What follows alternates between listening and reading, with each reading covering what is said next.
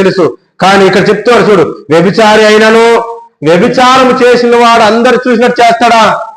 Okay, వ్యభిచారం చేసిన వాడు అందరు చూసినట్టు చేయడు, అవునా? తన దేవుని మాట మత్తయి సువార్తలో తన హృదయంలో వ్యభిచారమైన ఆలోచన వచ్చిన వెంటనే వాడు ఏమైపోయాను? వ్యభిచారం అయిపోయాను. ఇప్పుడు ఏం చేద్దాం? వ్యభిచారం చేసిన వాడికి వ్యభిచారం అన్నమా? వ్యభిచారమైన ఆలోచన వచ్చిన వాడు కూడా వ్యభిచారం అన్నమా?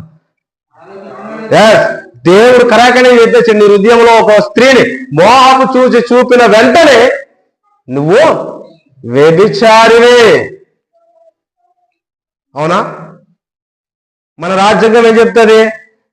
ఎవిడెన్స్ ఉంటేనే పాపి, ఎవిడెన్స్ ఉంటేనే దొంగ, ఎవిడెన్స్ ఉంటేనే అబద్ధికుడు అని మనకేంటి అంబేద్కర్ రాసినటువంటి రాజ్యాంగం చెప్తుంది. మరి బైబుల్ రాజ్యాంగం ఏం చెప్తుంది? దేవుడు ఇచ్చినటువంటి రాజ్యాంగం ఏం చెప్తుంది?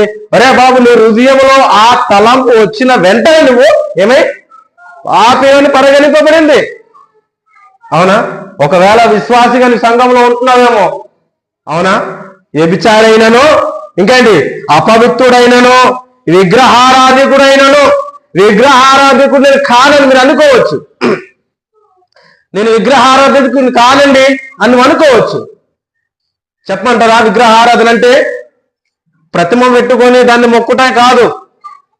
దేవుని కంటే ప్రాముఖ్యంగా నువ్వు దేనికైతే ఇస్తున్నావో అది విగ్రహమే. ఈవెన్ ధనమైన అవ్వచ్చు, భార్య అయిన అవ్వచ్చు, ఇల్లు అయిన అవ్వచ్చు, ఇంకేంటి ఏ అయినా అవ్వచ్చు. దేవునికి ఇవ్వవలసిన సమయం దేవునికి ఇవ్వు. ఒకవేళ దేవునికి నువ్వు ఇవ్వలేకపోతున్నావు అంటే అదే నీ విగ్రహం, అవునా?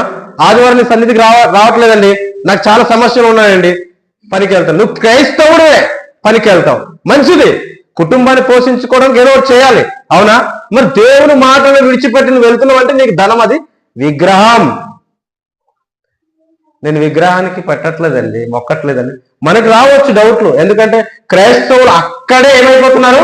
విశ్వాసంలో ఏమైపోతున్నారు? దిగజారిపోతున్నారు. ఇది విగ్రహం, ధనము చూపిస్తుందా నీకు? అదిగో పలానా సమస్య నీకుంది, వాక్యము కంటే ఆ సమస్య నీకు ఎక్కువ అయిపోతున్నప్పుడు అది నీకు విగ్రహం. దాని వైపు ఏం చేయొద్దన్నాడు? చూడొద్దు, ఓకేనా? ఆ లోభి అయినను, లోభి అంటే నీలో లోపమే